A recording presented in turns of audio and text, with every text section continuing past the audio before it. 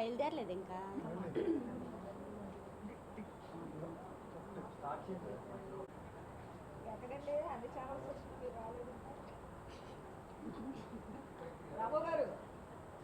అందరికీ నమస్కారం అండి. నా పేరు నెట్టాలేలా నవకాంతం. నేను దెందులూరు మండల జెడ్పీటీసీని. ఈరోజు మేము ఈ ప్రెస్ మీట్ పెట్టడానికి గల కారణం, బండారు సత్యనారాయణ గారు ఒక మహిళా మంత్రి మీద ఎలాంటి ఆరోపణలు చేశారో అవన్నీ ఖండించడానికి ఇలా మేము ప్రెస్ మీట్ పెట్టామండి. ఎందుకంటే మహిళా మంత్రిగా ఉన్న ఒక మంచి పదవిలో ఉన్న ఆ మహిళని ఇష్టానుసారంగా ఆయన మాట్లాడడం మాకు చాలా బాధ అనిపించింది.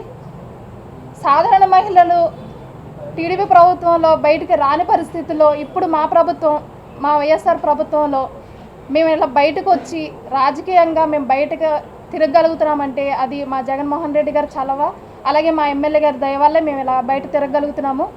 ఎన్నో సంక్షేమ పథకాలు మా ప్రభుత్వం మహిళల పట్ల మహిళా పక్షపాత ప్రభుత్వంగా ప్రతి మహిళలకి ఆర్థిక స్థిరత్వం కల్పించాలి అని ఇళ్ళ పట్టాల దగ్గర నుంచి ప్రతి ఒక్క పథకాన్ని కూడా మహిళల పేరటే ఇస్తున్నారు.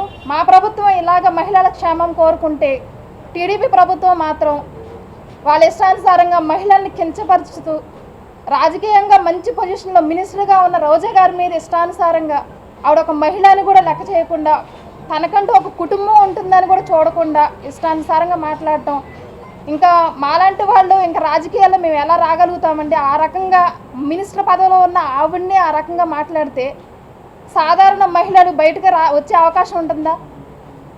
ఆంధ్రప్రదేశ్ రాష్ట్రంలో ఉన్న మహిళలందరూ కూడా గమనించాల్సిన విషయం చూసుకోవాలి.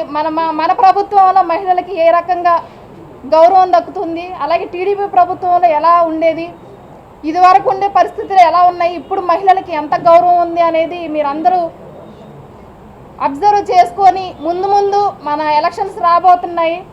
వాళ్ళందరూ కూడా మన ముఖ్యమంత్రి గారి మీద కక్ష సాధింపులు చర్యలో భాగంగానే, అలాగే ఒకరినొకరిని డిప్రెషన్లోకి నెట్టాలి అని రోజా గారి మీద అలాగే ముఖ్యమంత్రి గారి మీద ఇష్టం వచ్చినట్టుగా ప్రచారాలు చేస్తూ ఇలాంటి నీచమైన కార్యక్రమాలు చేస్తున్నారు. ఇదంతా మేము ఖండిస్తున్నామండి.